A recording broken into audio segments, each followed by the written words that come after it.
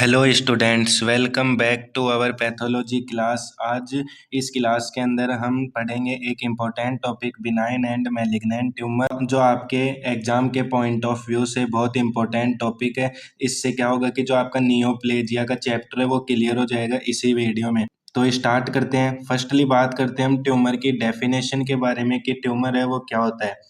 A tumor or neoplasm is an abnormal mass of tissue that results from uncontrolled growth of cells. This growth continues even after the original stimulus has been removed. Tumour या neoplasm एक abnormal गांठ या mass of tissue होता है जो sales के uncontrolled growth की वजह से बनता है। और ट्यूमर या नियोप्लाज्म की खास बात यह होती है कि ये अनकंट्रोल्ड ग्रोथ तब तक चलती रहती है जब तक उसका ओरिजिनल कोज है वो ट्रीट हो जाए या खत्म हो जाए, तो भी जो ट्यूमर है उसकी ग्रोथ है वो नहीं रुकती है। तो एक एग्जांपल से मैं आपको बताता हूँ कि ट्यूमर या नियोप्लाज्म में वो क्या होता है। फॉर एग्जांपल मानिए अगर स्किन पर इंजरी हुई है तो बॉडी के सेल्स क्या करते हैं, उस एरिया को रिपेयर करने के लिए खुद के अंदर डिवीजन करते हैं। जब इंजरी ठीक हो जाती है तो सेल डिवीजन है वो नॉर्मल सेल्स का रुक जाता है। पर ट्यूमर या नियोप्लाज्म में क्या होता है कि जो सेल्स का डिवाइडेशन है इंजरी के ठीक होने के बाद में भी रुकता नहीं है, जिससे सेल्स का एक मास या गुच्छा बन जाता है, जिसे हम ट्यूमर या नियोप्लाज्म बोलते हैं। तो ये थी ट्यूमर की डेफिनेशन। उसके बाद में बात करते हैं जो ट्यूमर होते हैं उनके टाइप्स की। जो ट्यूमर होते हैं उनके कौन कौन से टाइप्स होते हैं। बेसिकली जो ट्यूमर है उसके दो टाइप्स होते हैं। फर्स्ट है benign tumour, non cancerous tumour भी इसे बोलते हैं। सेकंड है मैलिग्नेंट ट्यूमर, जिसे हम कैंसरियस ट्यूमर है वो बोलते हैं। तो अब डिस्कस करते हैं सबसे पहले बिनाइन ट्यूमर के बारे में। बिनाइन ट्यूमर में फर्स्टली बात करते हैं डेफिनेशन ऑफ बिनाइन ट्यूमर, यानी बिनाइन ट्यूमर है वो क्या होता है। A benign tumour is a slow growing localised non spreading tumour that does not invade nearby tissue और metastasise to other parts of the body. तो इसका मतलब है कि बिनाइन ट्यूमर एक स्लो ग्रोइंग ट्यूमर होता है, मतलब ये ट्यूमर बॉडी में धीरे धीरे ग्रो करता है। बिनाइन ट्यूमर लोकेलाइज्ड और नॉन स्प्रेडिंग ट्यूमर भी होता है, मतलब ये ट्यूमर बॉडी के किसी एक पार्ट में ही होता है और ये नियर बाई ऑर्गन्स या बॉडी के दूसरे पार्ट्स में फैलता नहीं है। तो बेसिकली जो बिनाइन ट्यूमर होता है वो एक गांठ होती है जो कि ज़्यादा हार्मफुल नहीं होती बॉडी के लिए, और इसे हम आसानी से सर्जरी या ऑपरेशन के थ्रू 100% तक ट्रीट कर सकते हैं। तो अब डेफिनेशन के बाद में अब हम बात करते हैं बिनाइन ट्यूमर के इम्पोर्टेंट कैरेक्टरिस्टिक्स के बारे में कि बिनाइन ट्यूमर है उसके कौन कौन से कैरेक्टरिस्टिक्स होते हैं। जिसमें फर्स्ट आता है स्लो ग्रोथ रेट, मतलब बिनाइन ट्यूमर है वो धीरे धीरे ग्रो होता है पर्सन की बॉडी में। सेकंड आता है well differentiated sales look like normal sales, इसका मतलब है बिनाइन ट्यूमर के सेल्स नॉर्मल सेल्स के जैसे दिखते हैं और फंक्शन भी ऑलमोस्ट नॉर्मल सेल्स के जैसे ही करते हैं।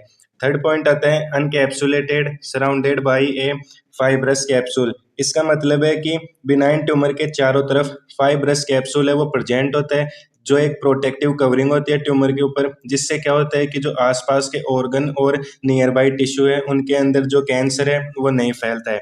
इसके बाद में फोर्थ आता है localised does not spread to other parts, यानी ये ट्यूमर सिर्फ अपनी ओरिजिनल जगह पर ही रहता है, दूसरे ऑर्गन्स के अंदर फैलता नहीं है। फिफ्थ है does not recur after complete removal, यानी अगर ट्यूमर को सेफली या कंप्लीटली बॉडी से रिमूव कर दें तो ये बॉडी के अंदर दोबारा अकर नहीं होता है। उसके बाद में आता है sixth characteristic does not metastasise, इसका मतलब है कि बिनाइन ट्यूमर कभी भी बॉडी के दूसरे पार्ट्स के अंदर स्प्रेड है वो नहीं होता है। सेवेंथ है cells have normal nucleus and less mitosis, मतलब बिनाइन ट्यूमर के सेल्स नॉर्मल न्यूक्लियस वाले होते हैं और डिवाइड भी बहुत स्लोली होते हैं। एट्थ है less damage to host tissue, इसका मतलब है benign tumour usually nearby tissue और सेल्स को ज़्यादा नुकसान है वो नहीं पहुंचाते हैं। Rarely fatal except in critical locations like brain, इसका मतलब है कि बिनाइन ट्यूमर है वो जानलेवा नहीं होता है, लेकिन अगर ये ब्रेन या हार्ट या किसी वाइटल ऑर्गन के अंदर अकर हो जाए तो ये पेशेंट के लिए जानलेवा भी साबित हो सकता है। कैरेक्टरिस्टिक्स के बाद में अब बात करते हैं एग्जाम्पल्स ऑफ बिनाइन ट्यूमर, यानी बिनाइन ट्यूमर है उनके कौन कौन से एग्जाम्पल्स हैं।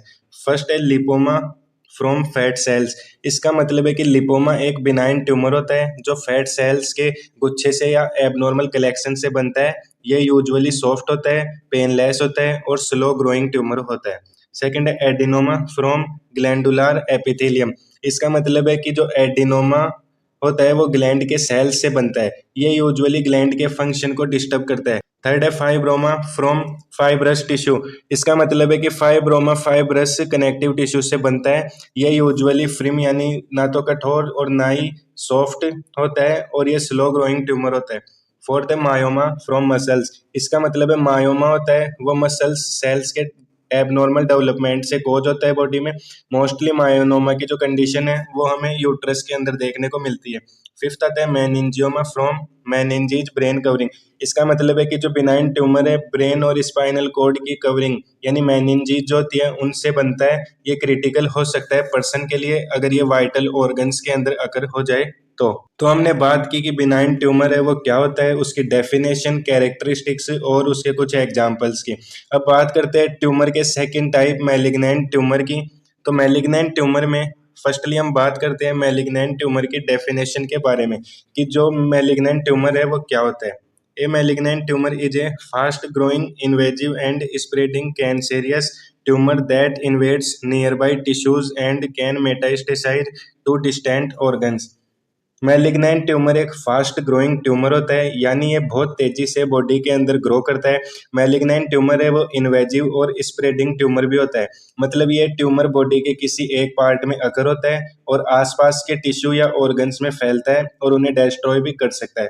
तो इसका मतलब है कि जो मैलिग्नेंट ट्यूमर है वो बॉडी के लिए बहुत हार्मफुल होता है और ये ट्रीटमेंट के बाद में भी बॉडी में दोबारा अकर हो सकता है। तो डेफिनेशन के बाद में अब बात करते हैं कि मैलिग्नेंट ट्यूमर है उसके कौन कौन से कैरेक्टरिस्टिक्स हैं वो पर्सन के अंदर देखने को मिलते हैं।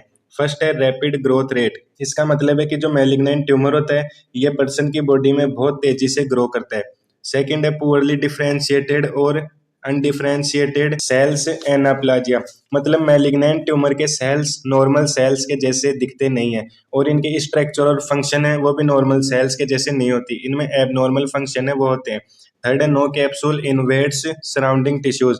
मतलब मैलिग्नेंट ट्यूमर के चारों ओर कोई भी कैप्सूल है वो प्रेजेंट नहीं होता है, इसलिए ये आसपास के टिश्यू में फैलकर उन्हें डिस्ट्रॉय कर सकता है।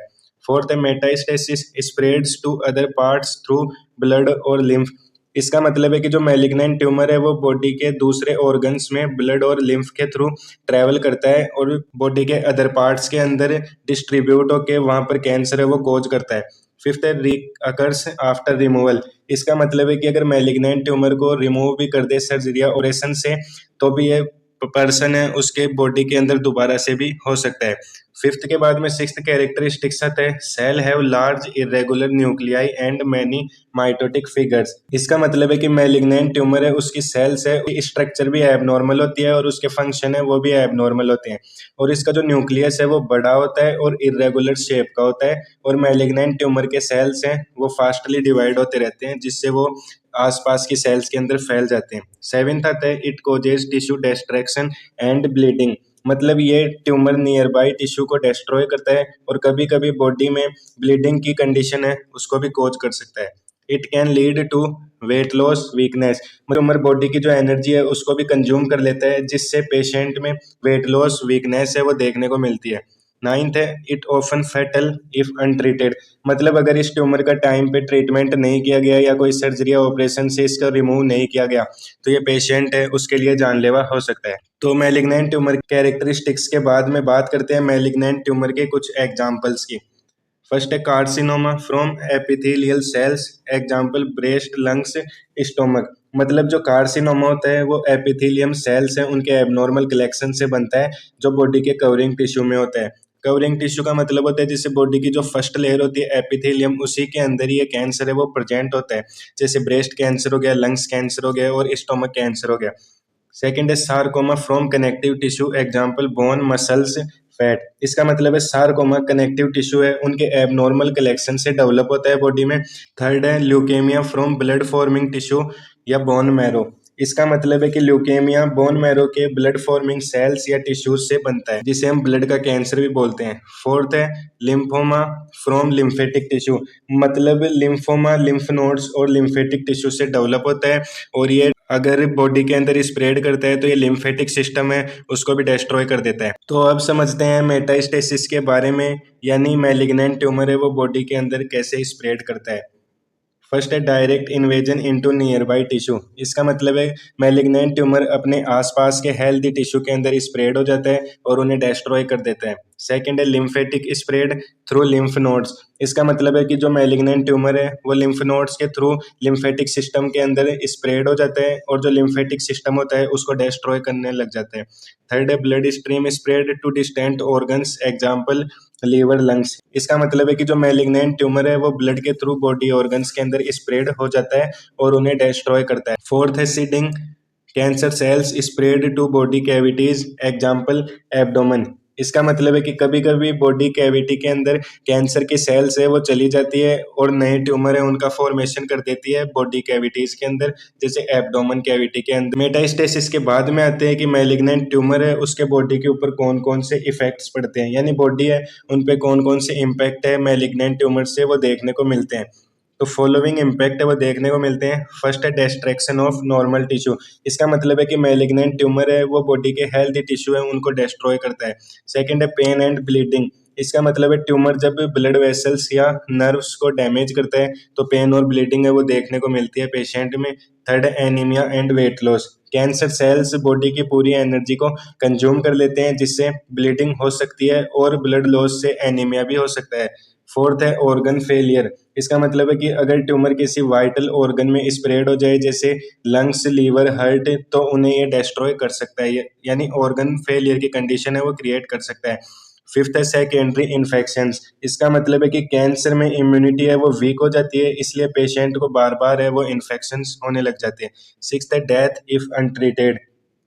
अगर मैलिग्नेंट ट्यूमर या कैंसर सेल्स का टाइम पे ट्रीटमेंट नहीं किया गया तो इससे पेशेंट है उसकी डेथ भी हो सकती है। सो फ्रेंड्स, ये था आज का हमारा टॉपिक बिनाइन और मैलिग्नेंट ट्यूमर। इस वीडियो में हमने इन दोनों की डेफिनेशन, कैरेक्टरिस्टिक्स और एग्जांपल्स हैं ये सभी क्लियर कर लिए। अगर आपको वीडियो हेल्पफुल या अच्छी लगती है तो वीडियो को लाइक, शेयर और हमारे चैनल को सब्सक्राइब कर लें ताकि नए पैथोलॉजी के टॉपिक के वीडियोस आप तक पहुंच जाए, और बेल आइकन है उसको भी जरूर ऑल पर सेलेक्ट कर लें।